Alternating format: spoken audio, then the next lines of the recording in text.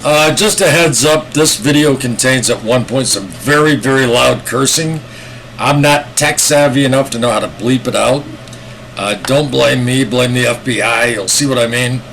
Anyway, just you might want to put headphones on, turn the volume down, get kids out of the room, whatever. So,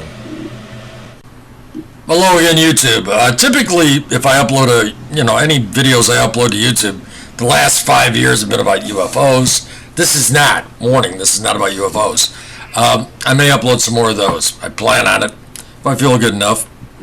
I'm getting old, I haven't been feeling real great, getting some heart tests, but in this short video I'm going to relate an encounter that I had in 1978 on Thanksgiving with a special agent of the FBI and some things he said about JFK that blew my mind. And I've shared this story in some comments on YouTube. I did today under a JFK video, and some guy wrote, "Laugh out loud, get serious, man," or "get real," or something. Well, this happened. And it was, I think it's important in the sense that it sheds some light on how members of our intelligence community felt about JFK, to my amazement. I mean, it was a shocking encounter for me. And I just have always thought this was, I don't know if interesting is the right word. It was depressing and weird and just worthy of note and kind of thought-provoking. And I'm just going to share this and let the chips fall where they may. And for the people that say, "Oh, yeah, that never happened, blah, blah, blah," my recommendation would be to climb back in your hole and your little small life. Yeah, this absolutely happened. You had no reason to invent it. And with that, here's my short video. Okay, this is a weird one. Never thought I'd make this video. Probably shouldn't. It's almost Thanksgiving. It's almost the anniversary of JFK's assassination. I'm old. I haven't been feeling great. And I just decided I'm going to make this video. And let the chips kind of fall where they may. Guess I just don't care anymore. I'm the kind of guy, if you got a secret you want held tightly, don't tell me. It's probably not a good idea. If it's about UFOs or something, I'm pretty good, but anything else, I'm pretty bad. So in 1978, I'm living in Washington, D.C. And I was a musician. My housing situation got kind of weird. And I worked for a gal. She was a singer. And she said, "Why don't you come live with my husband and I?" Because my apartment situation had gotten messed up. And she said, "You can rent a room from us and just live with my husband and I." And I said, "Well, great." They had a couple little dogs, nice little home in McLean, Virginia. If you drove out our street, we lived on a little dirt road. There was only about 4 houses. If you drove out and turned one way, you went down about a mile and turned left. You'd pass a house on the right that was called, they referred to it as a kind of a compound. It was a huge house called Hickory Hill. That's where Robert F. Kennedy lived.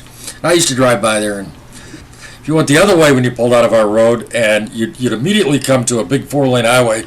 If you turned right, a half mile down the road was a sign that said CIA headquarters, so turn here. So, interesting place.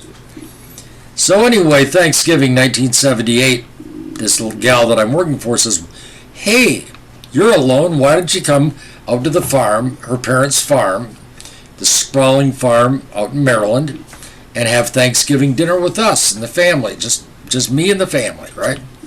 And I thought, why not, right? So I went out there, and the gal that I worked for always bragged to me. Her dad worked for the FBI. He was a special agent of the FBI. She always bragged to me, "Oh, he's friends with the director. He was friends with Hoover." I heard that all the time, right? So anyway, we go out to the farm, right? And this gal's brother is a dentist. So me and the old man and his son, the dentist, go into a den while the ladies cook. And it's around Kennedy assassination time, and it's Thanksgiving. And we're having a drink in the den. And the old man was this affable, kind of big laugh, that hail fellow, just a friendly guy. And we were enjoying ourselves, and this guy, again, is a special agent of the FBI. And at one point I said, "Mr. So-and-so," I said, "what do you think really happened to JFK?" And man, was that a mistake. This guy morphed like a werewolf. It was a transformation in front of my eyes. He just, the veins in his neck stuck out, his face turned red and kind of purple, and he was just bellowing. And you got to pardon my language here, but this is like it happened yesterday. He said he was a fucking whoremonger and a goddamn communist, and him and his brother got what they deserved, and blah blah, and then he was just gone. But what I remembered was the fucking whoremonger and the goddamn communist, and they got what they deserved, and then he was kind of off and running. And I just kind of changed the dial. I was like, okay, this is very, very strange right now. And I never forgot that. It left an indelible mark. It was it was a Thanksgiving to remember. I'm not going to edit this.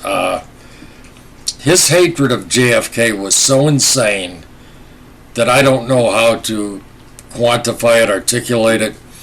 I felt like, given the chance, he would drive out to Arlington Cemetery, dig him up, and we could kill him again. JFK was not dead enough for this special agent of the FBI who was buddies with Hoover. And boy, I got off of that subject real fast. But when people tell me, the government would never do this, I'm like, I don't think you've seen everything I've seen. I've had kind of a Forrest Gump sort of life. And that was a strange moment in time that I'll never forget. And when you take out leaders in when death squads take out military and political leaders, you're a banana republic. And I kind of feel like that's what we are. Sorry. That's my happy news for Thanksgiving. Let's go watch football.